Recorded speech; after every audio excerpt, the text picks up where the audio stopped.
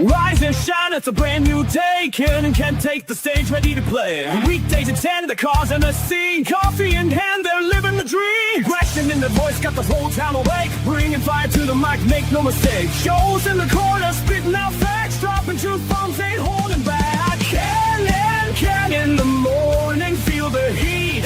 From 10 a.m. CST, can take a seat. We live and loud, that break in the mind.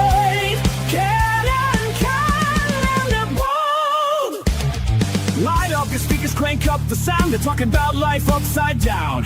Opinions exploding like a sonic blast. In the studio, they're built to last. With passion and grit, they engage and ignite. Every single week, their foes can't fight. From sports to politics, This is a Huddle Sports Network broadcast. You can find us on Roku TV, Amazon Fire TV, Facebook, and of course YouTube. Get all your NFL news here first. Good morning. It's a victory Monday morning indeed. Good morning, yes, it is, man. Look, we got there's a happy one. There's a happy one. Oh, hey, good morning, Joe. Wait, he's got a chance for a victory tonight. Yeah, you might get a victory Tuesday. But wait, there's more. Oh, yes, there's more entering now the next week, which will be what, week 12? The Bears, believe it or not, go figure, stand atop the NFC North standings by themselves. What? Boom. What? Now look it. What? I don't want to make too big of a deal about this because this is the NFC North, and in last 2 weeks, the team that was in first went from first to third like that.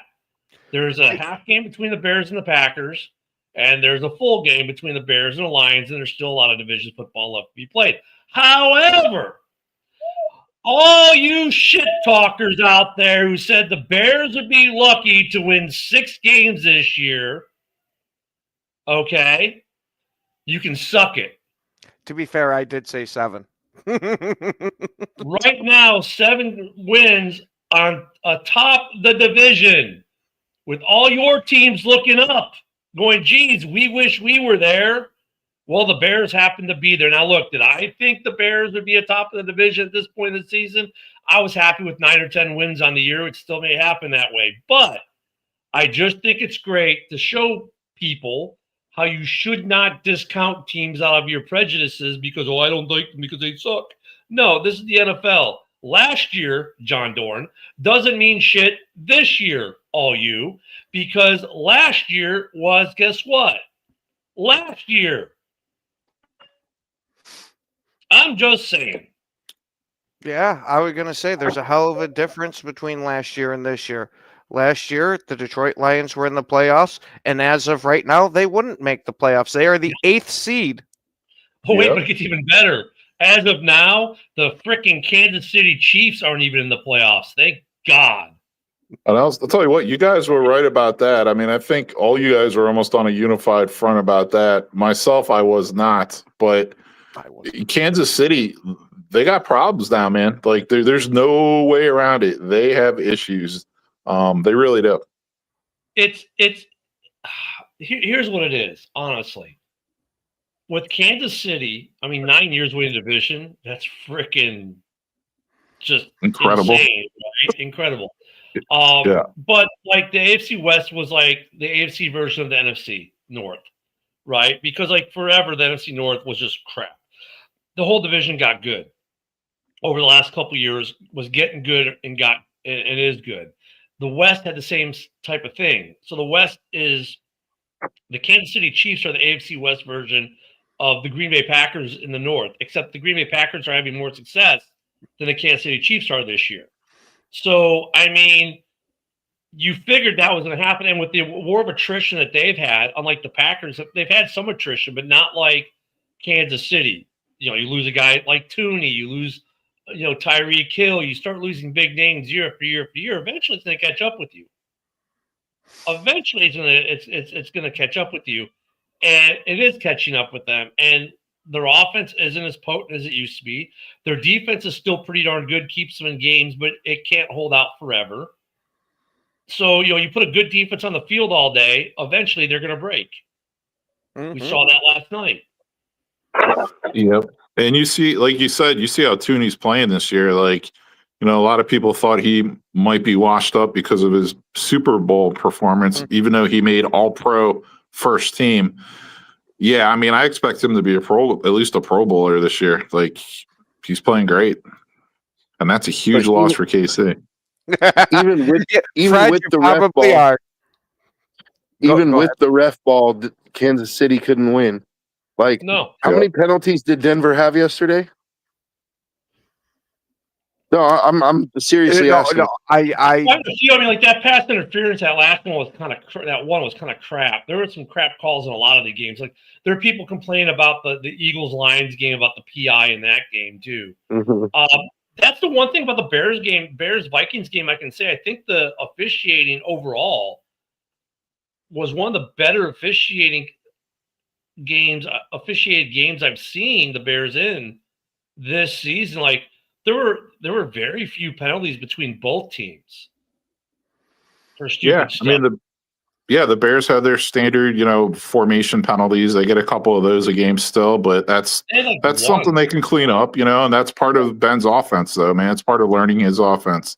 The most egregious was a non-call in the Bears-Vikings game, that face mask on Travis Homer. I'm like, the guy hung on to his face mask and was getting pulled by Homer, and they didn't call it. That was kind of crazy, actually. And it looked like the official was looking right at him too, right? It's like how you missed there were two officials that had perfect views of that one. But anyway, man, what a win! Overall, there's always going to be a call that's missed or otherwise, but overall, the officiating, look, we're starting to see the officiating get better across the league. But there's still calls that fans are going to bitch about because, the fans are not necessarily wrong, but they're fans. We're going to bitch about shit, and look we get, some of the stuff isn't reviewable and we get slow-mo and we can relook at it, but live in the moment, things get missed. It's the human element of the game. People forget, we used to be told as kids, refs are part of the game. So it is what it is. More than others. Yep, it is what it is. But the NFC North is still freaking crazy. I mean, 2 weeks in a row, the team that was in first went to third. Now we'll get into this next week later. And there's a bunch of Aaron Rodgers stuff that have to be digested, whether he's going to play or not with the might be a fracture in his left wrist from their game. Oh, really? Yeah. He supposedly has a slight fracture in his non-throwing wrist, but you don't know how. Did Ken freeze?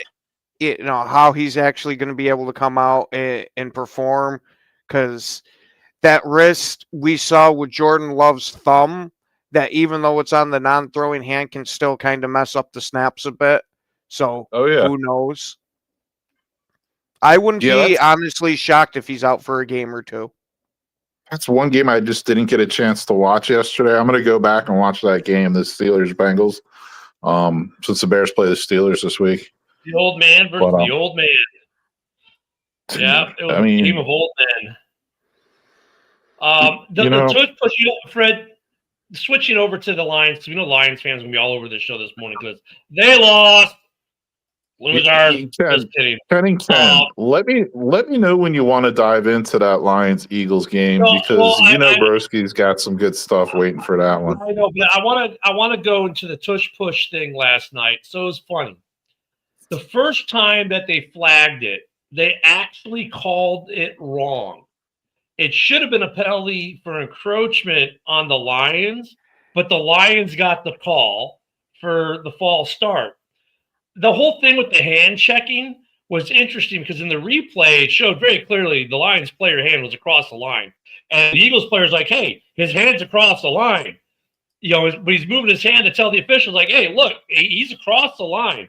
And they called it wrong. So it was hilarious in a way. I mean, it's kind of, I'm happy they're paying attention that deep in the trenches, because a lot of people feel that there's a lot of false starts that happen with that play that go uncalled. So I'm like, okay, on one hand, I'm like, cool, they're calling, they're looking at this, but then they screwed it up and got it wrong, right? So I mean, it was kind of ironic, and actually the best push of the game of the day yesterday wasn't even in that Lions game. Oh no! It was in the Baltimore game. The fake tush push that went for like 30 yards and a touchdown. Oh, see, I thought you were going to talk about the one that happened in the Steelers where we got to see Rodgers in the back again watching everything. No. So the Ravens lined up to go for a tush push. Was it Andrews, the tight end, right? Direct snap, and they've done it before. Instead, he peeled out, ran around to the right side, and just boom, 30 yards downfield, end zone. I mean, it was like, because everyone's so geared up for this tush push. Mm-hmm. And they just like, okay, let's try something. So he just did a pirouette out and around, and he was gone. It was like, everyone was like, you could see the lineman, the defensive lineman, like, what the heck? Why are we not getting pressure? What the hell's going on here? And they turned their heads and like, oh, well, that sucks. We're gonna give up a touchdown. That was the tush push of the day. The tush push that never happened. So that was interesting to see. You know what was interesting? Sorry. No, you know what was interesting for me to see? I want to stir up some controversy here. So Jordan Love was playing like absolute dog shit, and then all of a sudden his shoulder gets hurt. He goes out. Malik Willis comes in, very first drive, no Josh Jacobs, takes the Packers down the field, scores a touchdown. Then all of a sudden Jordan Love comes back in, and it was like somebody lit a fire under his ass, wasn't it? Like, I think he started to like feel the heat. You know what I mean? I think he was like, "Oh shit!" So wait a minute, Joe. Are you advocating for us to put Malik Willis in for like 2-3 snaps or a drive? No, I'm saying whatever. Like, I just feel like Jordan Love started to feel the heat, and all of a sudden he turned it up. He was like, "Oh shit!" Like, this guy, he's making me look bad now. Like, anytime your backup is outplaying you, and you're on a $55 million contract, that's not good. Hey, I don't care what it takes. If it takes us starting Malik Willis for a couple plays to a drive a game, I'm okay for it if we get that Jordan Love out of it. Yeah, Love is like, I might lose my job. I better start playing well. Speaking of quarterbacks yesterday, so a certain quarterback did something that's only happened 3 times in the NFL, and in the history of the NFL. And by the way, that individual has done it twice. Anyone know what I'm talking about yet? Negative. The probable MVP, the reigning MVP, I won't say probable. The reigning MVP, Josh Allen, 3 rushing touchdowns, 3 passing touchdowns. Has only happened 3 times in the NFL's history. And he has now done it 2 of the 3 times. I think Horning did the other one in like the 50s. Insane game yesterday with Tampa Bay. It was a dogfight. And then they got a stop on Tampa, 1 stop, and that was it. That's all it took. 1 stop. That was a dogfight. Baker was baking that bread, because he's an influencer now, according to Uber Eats. He's a baked bread. I love those commercials. But man, what a game. But Josh Allen, 1-man wrecking crew, responsible for all 6 touchdowns in that game. Damn. Hey, like I've said time and time again on these shows, the Bills need Josh Allen to be superhuman to win these games. You see, like this game, he was superhuman. They won. The couple of games they lost there, he was just plain old human. Well, it's not like they played a bad team, too. They played a good team in Tampa, right? So, I mean, I guess it just gives even more credence. And now with the frickin' Carolina Panthers beating the Falcons with their quarterback that can't stay in the game. Penix is not durable. Cousins, gave it the good old college try. But guess what? Carolina's a half game out. Not only that, but Carolina's got the full sweep of Atlanta. Yeah. Yeah. I mean, Bryce Young, his first 3 seasons, I mean, Atlanta's really the only team he plays well against. The guy threw for over 400 yards for the first time in his career. It was Bryce Young's 40th game as a Panther. and only his 13th game of throwing over 200 yards. So I do want to kind of keep it into perspective. But what I've been saying about the Panthers, though, is they have such a talented young wide receiver room. And you know what? You finally and they have a very deep tight end room as well. And you finally saw like Bryce utilizing those guys and getting those guys the ball yesterday. And that Ted McMillan and Xavier Legette, man, those guys got some serious talent, man. Hey, Broski, I guess the Bears and the Panthers both missed out on when National Tight End Day is, because both teams were like heavy in the tight end. For the first time this season, the Bears were heavy on tight end. Cole Kmet had his biggest game of the season. Loveland got a couple looks. I think the two of them got more looks than the wide receivers did. So they were huge in the Bears-Vikings game. Yeah. They were probably the best part of the Bears receiving core actually yesterday. Everyone, DJ had that one pretty cool looking catch that shouldn't have been so cool looking, but ended up looking cool looking because he couldn't catch the ball. But for the most, you know what I'm saying? It's like, but like the Bears receiving core had another day of the dropsies. The tight end core did not. And then you go to the Carolina game, and once again, the tight end core was very huge in that game. It's like, okay, it's National Tight End Day for Carolina and Chicago. We just decided to do it on our own day. Yeah, so for the Bears, just showed up late to the dance. Yeah, we do what we want. Yeah. I mean, for the Bears, it's nice to see that you got some tight ends that come up clutch, because Cole Kmet and Colston Loveland both had multiple clutch catches yesterday, for sure. And then with the Panthers, I mean, Mitchell Evans, the rookie out of Notre Dame, I mean, the kid has what it takes to be a really good starting tight end in the league for years to come. And then Tommy Tremble with that catch and run as well, like that long, like 70-yard, 80-yard play, whatever it was. Yeah, I've said this the whole year. The Panthers, they're a quarterback away from having like a top 10 offense, easily having a top 10 offense. So we'll see how that plays out there. But that team is playing with heart, man. They have like a no-name defense who's playing with heart. Other than Derek Brown and J.C. Horn, I mean, you know, the next best player on that defense has been the rookie Nick Scorton, the edge rusher. I mean, this guy plays like he's a seasoned veteran. He's going to be a stud. So let me go back to this real quick, because I want to address this, Jason. Why not?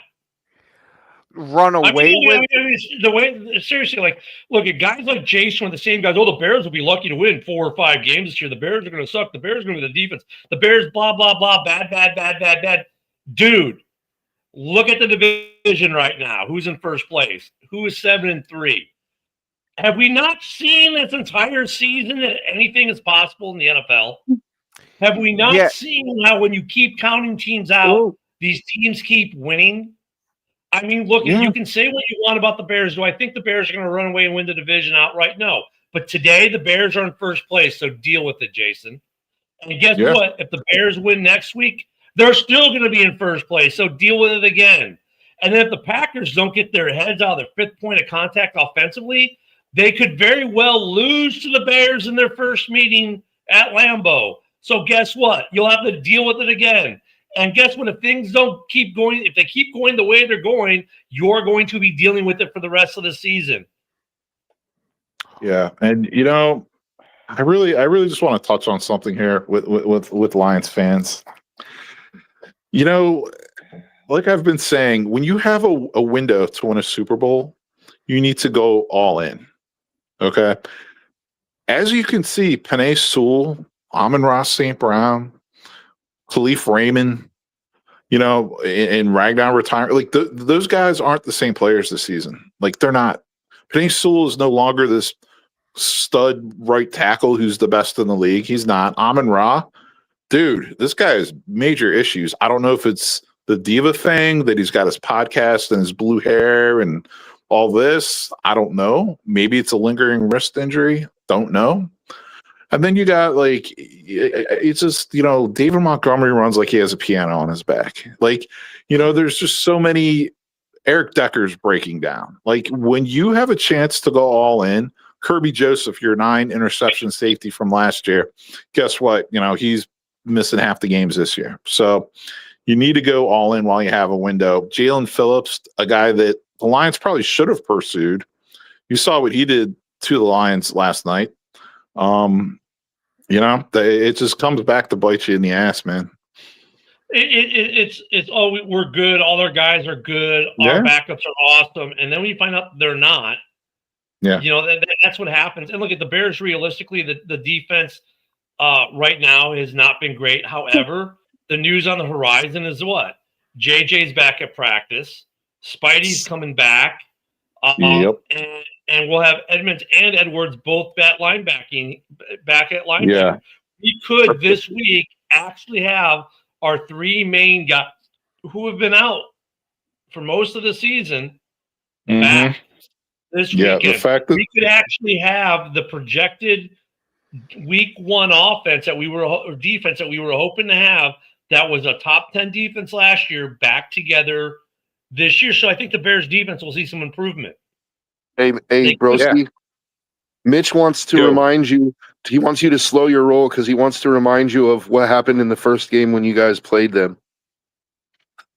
Yeah, Mitch, I watched this game last night. Where was Aiden Hutchinson? Was he out there? Where's Hutch been the last few weeks? Because he's really not doing much, And where was Al Qaeda Muhammad or whatever the fuck his name is? He didn't do shit. Didn't hear his name once.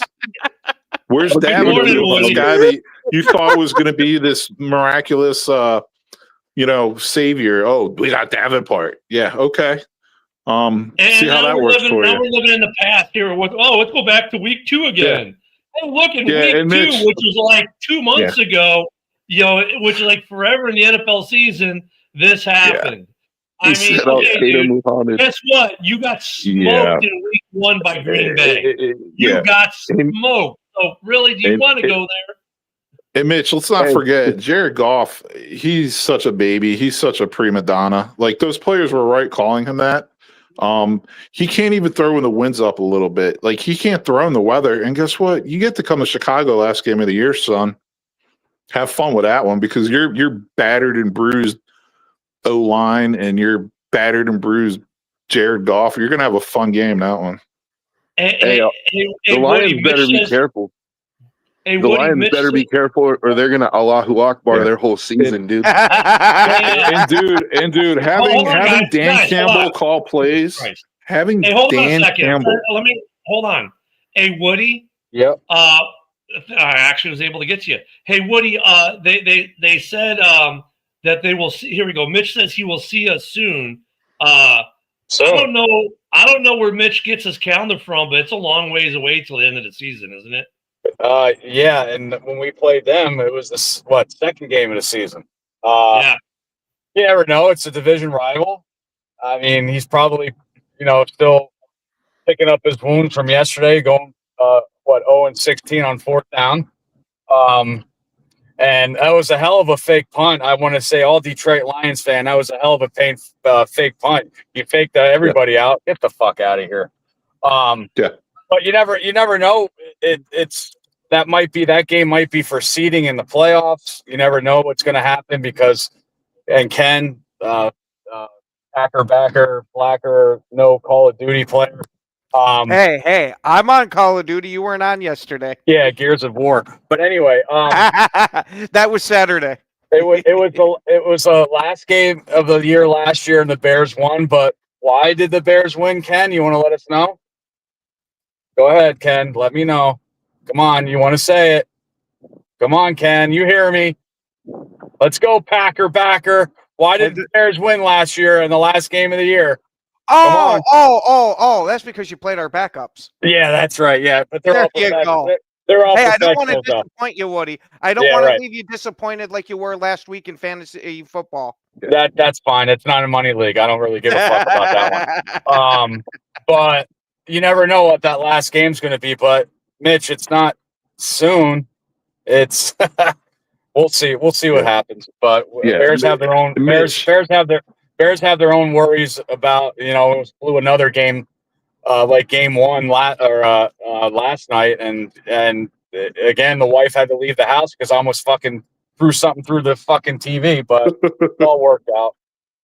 Yeah, and Mitch, Ben Johnson was the heartbeat of that offense. I think it's just evident now. Like, Morton is a joke. Dan Campbell calling plays is an absolute disgrace. He was calling plays like he was trying to win money back at the casino. Yeah. You know, No, I mean, fourth down, go for it. Not wrong. Fourth They down. were like, I mean, let's go for it on fourth down every time, then not get it. Like, he doesn't know what a punt is or a field goal attempt. And then we're going to do a fake punt where the fake punt was disguised so well. The Eagles never put the punt team out there. They left the regular defense out there. Well, Ken, the Detroit Lions stopped their rear push 4 times. Who cares? Who fucking cares? You know who sucks at football? Let me tell you something about the rear push. You guys can go see if you didn't see it yesterday. But did you see the Josh Allen one? I thought that running back was going to push him through the back of the fucking end zone. Yeah. That was so funny. Yeah, I mean, look, for the Eagles, it's kind of like the law of diminishing returns. They're kind of like, with the tush push, it's kind of like Kansas City as a football team. Like, look, they've lost some linemen, and they don't have the same personnel to do it, and you know that makes a difference. But I have to give Detroit a little bit of credit. Yeah, because defensively they weren't terrible yesterday. Considering how bad their offense was, they held up pretty good, limiting the basically field goals for the most part. Detroit's defense did play pretty decent, but it's not like the Eagles' offense was really lighting the world on fire. They had a lot of of drop balls yesterday too. What is with the NFL the last 2 weeks? A lot of receivers dropping balls because that was big yesterday. Have dropped a lot of passes yesterday. And the Bears. Like, wow. But the Eagles, I was just going to say that, Ken, but the Detroit's defense yesterday with all the fourth downs that and gave them good field position, the Eagles. Yeah. I mean, they only scored 16 points. I mean, Saquon's not his, again, he's taking it easy for the Madden curse, but he only had 47 yards yesterday. So if Detroit had to take anything out of that game, is their defense played pretty well when their offense did shitty. The only team in the North that I think is done for the season is Minnesota. After yesterday's showing with Minnesota, I think they're right now. I don't think they're done. They're not making the playoffs this year. Give them one more week because they still have the divisional game with Green Bay right here around the corner Sunday.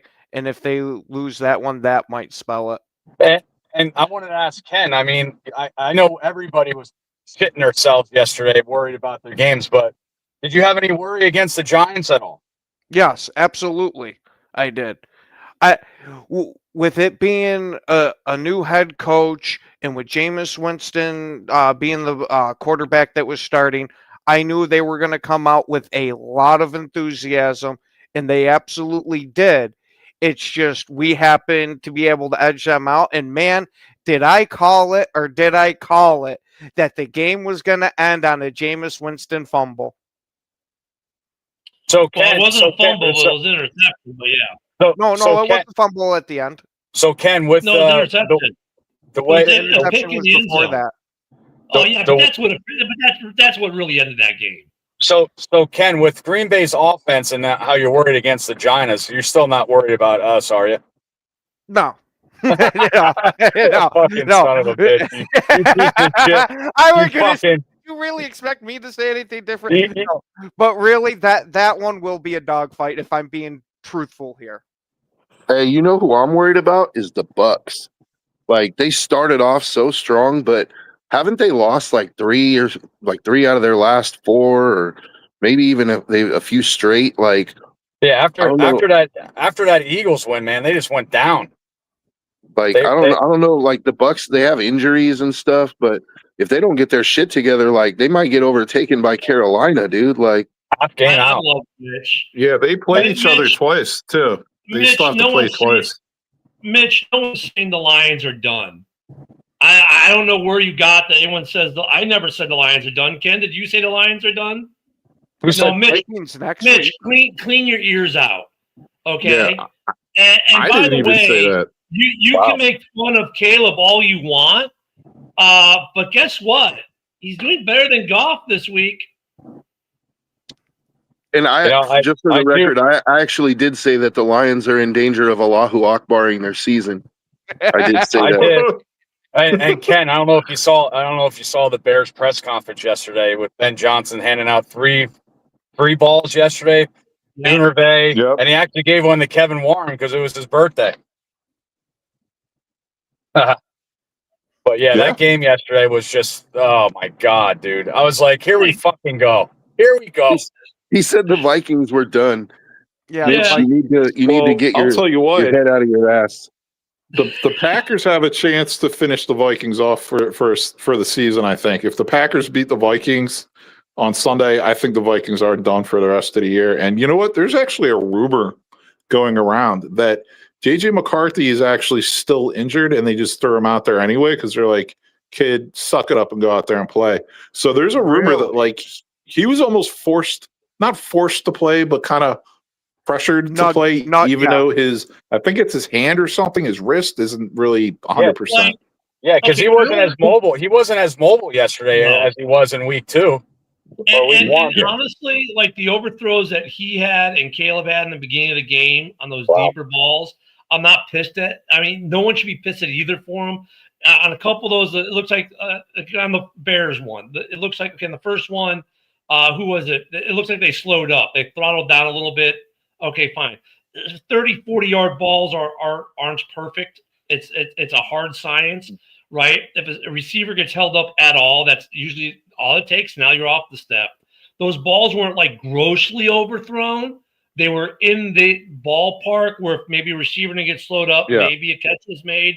But both teams had guys who normally catch balls that missed it. Like JJ missed the ball that if it hits JJ's hands, he normally catches it. So there were lots of drops in that game yesterday by both teams. And that's been a pervasive problem, though. And I'm not trying to make excuses for anyone, but it's been a pervasive problem around the league the last 2 weeks. There have been a lot of drop passes in the NFL the last 2 weeks by a lot of receivers who are pretty damn good. That's it. You're not lying, man. Ken's discovered the new conspiracy. The NFL has been glazing the balls in Vaseline just to make their teams look like shit. Like the only guy who's trying to get Puka Nacua. That's why I'm trying to get Vaseline, and it's all running out. God damn it! Yeah, I mean, get a hold of Isaac. He's got an supply of lotion. The only guys who are still catching the ball like crazy are like Puka Nacua still is. But even Devontae dropped a couple yesterday. Like I remember the one that was. I mean, it's like Devontae was looking at his hands like, "What the fuck just happened?" On the one that he dropped. Yeah. I'm kind of pissed off because Aaron Rodgers got hurt. We might not be playing against him next Sunday. Hey, I got a question. Well, so if deflating the balls before the game is called the Brady, then is glazing the balls in Vaseline called the Rodgers? Wow. We might have to start that. I mean, we can introduce that going forward. I was gonna say. So what is that? What is that called? The Vaseline Gate? What is that called now? Spygate, Deflategate, Vaseline Gate? I don't know. Giant Gate. Good morning, Yoli. Hey, so I want to know, like, I want to know what you guys think about the Bucks, man. Like, because the Bucks, we were all talking about them 4 weeks ago, and now all of a sudden it's like, fine. Well, because their division's trash. Bucky Irvin's still out, isn't he? Or did he play yesterday? I don't know, but I know the Panthers have a tough schedule the rest of the season, and they play the Bucks twice. So if the Bucks beat the Panthers twice, I mean, they should win the division, no problem, in my opinion. I mean, how good is McMillan working out for them? I mean, I wanted him. And everybody thought he'd be a fucking joke and stuff like that. This kid's going to be a great wide receiver in the future. I got to give you credit for that one, Woody, because you were on board with him for a while. He's incredible. He has a sick stat. It's something like he has 55 catches and like 45 of them are for first downs or something crazy like that. We got it. It's Diddy Gate in the NFL. That's a good one. Diddy Gate. Wow. And I was at a couple of his parties. Fuck. Hand in hand with LeBron, right, Woody? Yeah, hand in hand. As long as you don't go in any of the bedrooms, you're fine. Yeah, I was hand in hand with LeBron. I flopped too. Wow! Man, Mitch is having a meltdown this morning. Mitch is absolutely melting down this morning. Yeah. Lions fans are melting down, man. You got to hear what some of these guys are Well, saying. you know what? You got to respect Lions fans though. They do not ghost even after they lose. The Vikings, I won't see anybody. Jamez, how you feeling, buddy? Because I heard it I got on Saturday night with open mic, and he went the fuck off, and I got him off the show because I thought I made him cry. Well, Jamez also got smoked in fantasy league by me this weekend too, so he lost to the Bears twice this weekend. So I agree with A-Dub. I think if the Bucs don't get their shit together, they're in trouble, man. Like, I mean, I don't know what it is, if it's just injuries caught up with them or what, but I think there's some of that. The division, I called that. The division is one thing, but the playoffs, dude. I called that Rams game yesterday. I thought, wow, oh man, Sam Darnold. It's like he took a shit yesterday at some of the balls he was throwing too, and interceptions and shit. Shout out Jacoby Brissett, by the way, for setting an NFL record for completions in a game. Yeah, did you guys see that? No, I didn't see it. He had like 47 completions or something like that. Holy That's ridiculous. Bill, good question. Bears fans wanted to kill Santos when he missed the one, and then loved him when he hit the game winner. You know, I mean, look, we talked about Santos so much over the last year and a half, Woody. Here's the thing: like, Bears fans need to remember or go back to 2018 after the double doink, and then we had like a good year or two of a revolving door of kickers, and then Santos came in and solidified it, right? So, like, Moody is there, but guess what? Moody was very inconsistent with San Francisco, and he's still in the practice squad, and no one has stolen. So that should kind of tell you something. And like they see these guys both in practice every day, so they have faith in Santos. I mean, look, I get it. Santos can't kick the long ball, but you know what? Kicking indoors. Yeah. I mean, kicking indoors helps them too. You know. I wanted to clear this up, Steve. I don't make fun of you all the time. I just say that Notre Dame doesn't play anybody. They're like Penn State's schedule, but I'm not making fun of you at all. But I guarantee if Santos would have missed that field goal, he would have been released today and Moody would have went up. That 45-yard field goal missed yesterday could have lost us that fucking game. And when he kicked his winning field goal, he actually kicked it off to the left again. I thought that was going to be the Cody Parkey fucking doink again, but he squeezed it in there. And I don't know. That's got to be a first time, but having a field goal kicker on your 53 and one on the practice squad, it hasn't taken off yet. But I guarantee Moody would have been on this team on the 53-man roster if he would have lost that game yesterday. Hey, Woody, question. What school did Theo Johnson go to? Oh, here we go. Anyway. Was it in Miami? Oh, no. Penn State? No, he went to Penn State. That win yesterday in Philly, though, was insane. But the extra point, you need to remember that extra point, though, the thing about it wasn't from this normal distance. You had the taunting penalty that pushed it back 15 yards, and that made the difference because that wind caught that ball. And it was like, it's going, whoop, nope, see ya. Oh, see, I thought he was talking about during the Giants and Packers game because that wind was doing crazy shit too, where the extra points from the normal spot were getting yanked. They were having trouble just doing any type of long snap, like even in the shotgun. That wind was crazy. Oh, I got it. You know, I mean, Santos, that's what I'm saying. He's been a stabilizing force for Chicago. And look at with kickers, it's always been, it's never been easy with kickers. And we got to remember, man, like, you know, kickers, I think their mistakes get blown up because, well, how many opportunities do they get? Yeah. But, like, you know, we get big time receivers who drop a ball and then we bitch about it, but not in the same way. If a kicker misses a single kick, oh my God, the world is over. Get rid of him. He made a single mistake or he's made two mistakes in the entire season. Like, you get more chances. Amplified. Hold on. If we held other players to the same standard, we'd be cutting everybody. Yeah, Bears need a kicker with a stronger leg. I mean, that's the bottom line. But shout out Kyra Santos. But like, I want to go back to that Lions game because it's like Lions fans defending Jameson Williams. Hey, why is that a penalty? Well, it's in the rule book, guys. You can't do any celebration with the goalpost, guys. You bring that and by the way, the wind was so insane that game. The wind was so insane. Getting that penalty and pushing it back, made it a 48-yard field goal or extra point, which they missed. So defend that all you want, Lions fans. JMO has a new nickname. JMO's name is now Humpo. Because not only does he like to hump the ground, he likes to hump the goalposts. What I thought was interesting, who's calling that Collins, when he said, no, it might have been Chirico who said it. And he's like, immaturity is a part of who JMO is. And he's not wrong. Well, you gamble. JMO is a great talent, but he's a little immature. And look, we've seen a lot of stud players in the NFL who are a bit immature. Look at Kittle. Kittle's the biggest kid on the planet. He is so immature, but he's not immature where he's getting flags dropped on him. So, I mean, if you look at the NFL, there's a lot of immaturity.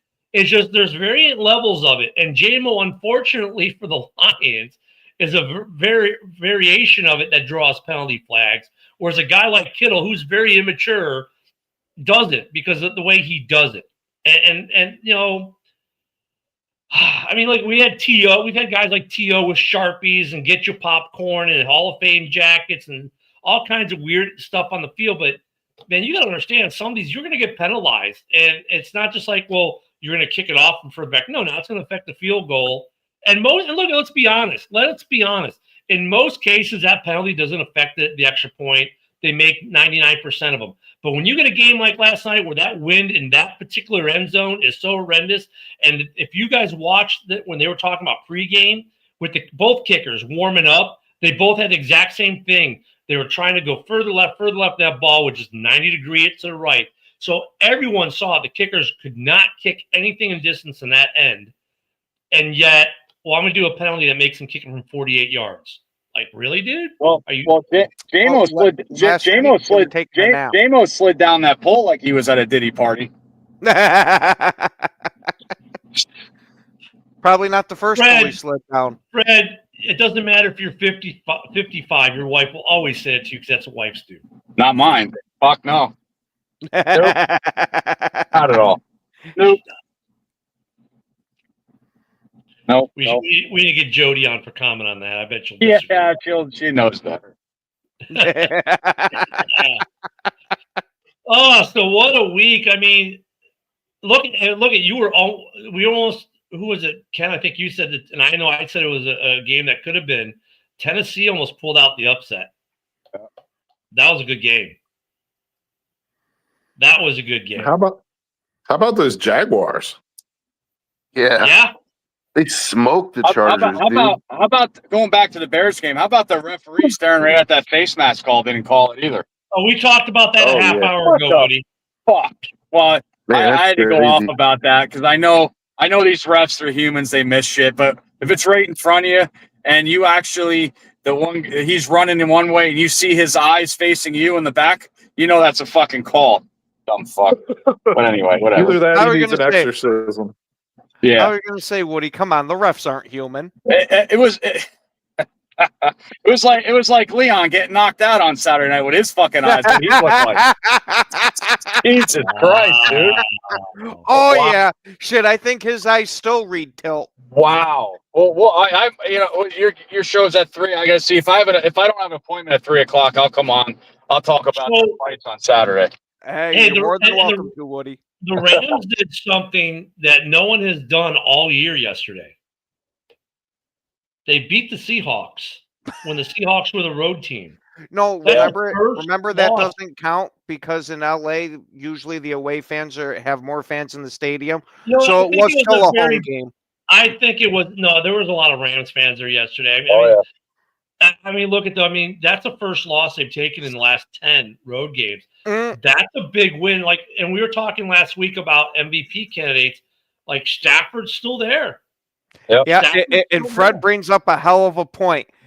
Sean Payton needs to keep his ass off the sideline out of the white paint, because holy hell did he get murdered. So did Eric Bieniemy too yesterday. Bieniemy took a hit yesterday too. Yeah, he did. It's interesting. Payton didn't only get ran over, then he got flagged for it. He got ran over, then flagged. I mean, the Rams, man, they're still getting it done. Yep. Yeah. Top team in the NFC, in my opinion. I'm going with the I Rams. had Buffalo and Rams in my way too early Super Bowl prediction, but the way Buffalo's playing, but the Rams, man, I don't know. Because like the Eagles, you look at the Eagles the last 2 weeks, man, their defense is what's doing it, right? Offensively, the Eagles have not been there. Their defense, though, man, their defense made a really good Detroit offense look like shit yesterday. Yep. I mean, like complete shit. Yeah. Who made that last comment, Ken? There you go. Bill. Oh, Bill. Bill, the Raiders shouldn't be cocky about anything right now. I picked the Cowboys. I think the Cowboys should win this game. But, as a Raider fan of my whole life, it would not surprise me in the least if the Raiders go ahead and pull out a meaningless victory to knock themselves further down the draft order and avoid getting the quarterback that they so desperately need. Well, Genty will probably have the game of his career tonight. Of course, because there's so much on the line, like the number one quarterback, can't have the Raiders getting one of those. So, thank you for bringing that up, because I was going to say that. I was thinking this yesterday because we've been talking about Sam Darnold being an MVP candidate. Dude, with a 4-interception day like that, you just took yourself out of that race. Like, I think Darnold hurt himself to be considered. Stafford elevated himself. Darnold probably dipped. Goff dipped yesterday. Josh Allen elevated himself, of course, with now being the only guy in NFL history to just, rush for 3 and pass for 3 in the same game. Notre Dame 8-2, baby. Notre Dame 8-2, baby. Gives a fuck, dude. I don't care about the fight. I like Notre Dame. I'm sorry. I don't care about those, so that's just me. But I want to ask Broski something quick. Are you there, Broski? Are you at a meeting or something? Broski's here, bud. What you got? All right. Hey, I know we don't agree on certain players on the Bears, but tell me how Tremaine Edmonds is working out with this team so far. Yeah, so Tremaine Edmonds, they moved him to like weak side linebacker more. Yeah. Yeah, I mean, he's better there, but the thing that bugs me about him is like there's still basic shit he messes up, and like he can't blitz at all. It's really annoying, but he's having his best season in a long time. I gotta give him credit. Like, I'm not gonna sit here and shit on him like he's a bad player. He's actually a good player. What college is he from? God, the college thing. Who gives a shit what college you went to? Well, he's a Hokie, right? Isn't he a Hokie? Yes, sir. But regardless of what stupid college you went to, I think with part of it is it's when it's Edwards and Edmonds, both of them are phenomenal. It's just like Sewell back there is, they're still okay. And Sewell has been back there with both of them, right? And they've been okay. But when it's Edwards and Edmonds versus Edwards and Sewell or Edmonds and Sewell, when it's Edwards and Edmonds, that's a lot better when it's the two of them. As a package, they are really good. And you kind of go back to like, well, it makes sense. Look at Briggs and Urlacher. Look at T Sizzle and Ray Lewis. Combos, they have a way of feeding, certain guys have a way of feeding off each other, and those two just do. Now, if we get that combo back, plus JJ, plus Spider-Man comes back at the nickel, where he's splitting time with CJ, who, by the way, had his first game without a sack in Chicago yesterday. That defense is going to be a heck of a lot better. And I will say this yesterday, We actually heard Grady Jarrett's name in a game for the first time yesterday. So like, that was a good sign. Now we need to, and Sweat had another good game, but we got to see Booker have better games. We didn't hear from Gervin Dexter yesterday, but usually he's the guy we do hear from. So this Bears defense has got some things going on with it. They did make some stops yesterday they needed to make. They still had a play or two where it's like, come on, dude. But every time we bitch about certain guys, they come up and do big plays. Bears fans yesterday are bitching. Nahshon Wright's getting schooled. He's getting burned. He's getting schooled. Then he gets an interception. Nahshon Wright has been a very good backup to JJ while he's been out. This Bears team, I think, is going to get much better at the right time defensively. Ben Johnson said, and I look at right now with Ben Johnson, he's batting probably 1,000, right, with what he said, as far as the way he's been talking about how this thing is going.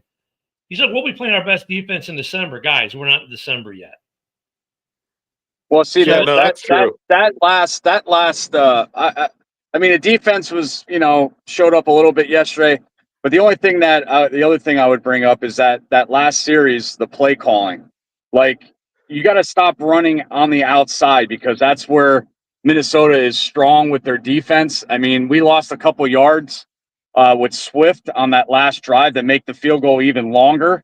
I didn't like the play calling that last series when we were down there. The last two, it's like, I get it. You want to burn clock and you want to use the run game, but like everyone knows you're going to do it. Like that's the time you like go hit Loveland or go hit Kmet for like short dump passes. Like do some short passing. It's not just the Bears.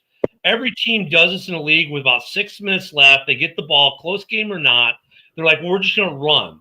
Like, you know what? You could do short passing, and it's the same effect. Like, getting a 3-yard completion of Cole Kmet is going to be the same effect, except maybe losing a yard. Now you're +3 instead of -1. I mean, you've got to – I think you've got to mix up. But look, we're at that point in the season, coaches aren't emptying the bags yet. They're still holding back on these playbooks a little bit. Like, even for the Bears, I will say this, and I know, Ken, you were busy watching your game, so you didn't see this, but Tyson Bagent lined up at wide receiver twice yesterday. Which goes back to, remember, I said my favorite trick play against the Cincinnati was when he threw it backwards past Taysom, and Bagent threw the forward pass to Caleb. Well, he lined up twice. The first one was a direct handoff. In fact, both of them was just a fake. He was just out there to be window dressing. And one, the play didn't work as well as we wanted, and fans were bitching about it. I'm like, look, it worked the first 2 times. There's so many things you can do with Bagent there. Like, okay, so now the next time they're going to throw Bagent out there, and they're going to throw it to him, and he's going to throw the ball 40 yards downfield. I love that Ben is still messing with things. We didn't see as many trick plays yesterday, but we saw the Bagent play a couple times. And I like that they're kind of doing that, and they're giving some looks. I don't think it's a bad thing. I mean, they're opening the play. They're opening the playbook, but they're not emptying it. They're not showing teams everything. They're doing just what they need to do to win. You empty the playbook in the playoffs, not in the regular season. Yeah, I'm with you there, Ken. But to answer Bill real quick, hey, I've been arguing for John Gruden to go to New York for at least the past year. And to me, it would make a bit of sense. You got a dynamic young quarterback that you really like. You got a head coach, a possible head coach that's outstanding with offense, and he just has that mentality that would fit a New York team. But until that lawsuit gets settled, it ain't going to happen. That's a problem, Bill. I mean, look, I think everyone watching and guys in the panel, because we know we're going to get some more coaching firings this season. We all just need to say, hey, look, we're not going to say John Gruden's name at all until this court case is done. Because until he goes to court, I don't think he's doing anything. And he signed, a $7 million contract with Barstool. He's having fun getting boxes in the mail and everything else. Until this lawsuit's done, Gruden's not taking a job anywhere. I hear you, man. Just one thing I do got to mention really quick about the Bears game. How freaking nice was it to see that Duvernay return? Oh, my God. It's like we've been waiting for that the whole year.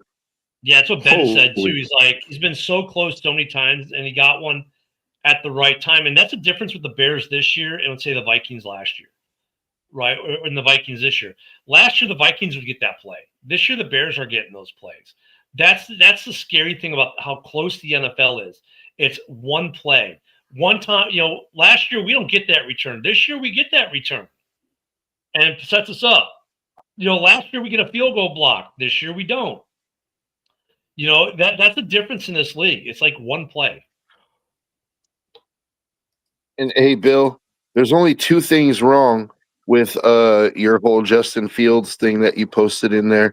First is saying that they should get Justin Fields, and second is saying that they should spend picks to get Justin Fields. Like multiple picks for Justin Fields. Like I don't know, dude. No, because he said that the Raiders should spend picks to get Justin Fields. Like, I think Justin Fields is an enigma. We all know he's a talented football player who's got certain talents that are undeniably good, and where he may even be one of the best in the NFL at it. The problem is, his weaknesses are so glaring. What way was that, Ken? Square peg, round hole. He keeps trying to force himself into being this pocket quarterback and all that, and it does not work. Well, and some of it too is situational. Like he's never been on a team where it's had a good offensive line, where he's had a good OC, where he's had good shit around him. Like he might have some good players around him, like one or two, but he never has. And I get, and he's been on shitty teams for the most part. The best team he was on was the Steelers. I get what you're saying, Ken. But is it just that he's surrounded by a shitty offensive line, or he's making the offensive line worse? No, he holds the ball well, so that may be part of it. The reason he holds the ball, though, is because he doesn't ever get receivers that are open. I mean, look at the best situation he had so far was the Steelers. He went 4-2. So you can win with Justin if you have a decent team. The problem is when he was with the Chicago, we weren't a decent team, and the Jets aren't a decent team now. And if you went to the Raiders, guess what? They're not a decent team yet. So, I mean, honestly, his best bet, I still think should have been to go to Miami to be Tua's backup, and now Tua's actually playing decent. I think Justin's one of those guys who, honestly, like, convert him to a running back. Like, make him Taysom Hill. Ken, you and I have talked about this multiple times. I think he would be one of the best running backs in the league if he'd finally bite the bullet and admit, hey, I am not an NFL quarterback. Well, I mean, he could be. He's got a great deep ball. I mean, just imagine all the trick plays you could run with him as your running back, with Geno Smith as your quarterback, for example. I mean, there's a lot of cool things you could do. And he can still throw the ball, because he's still a quarterback. He's still got the quarterback mentality, but he can run the ball. I think the problem is making him under center full time like that is the problem.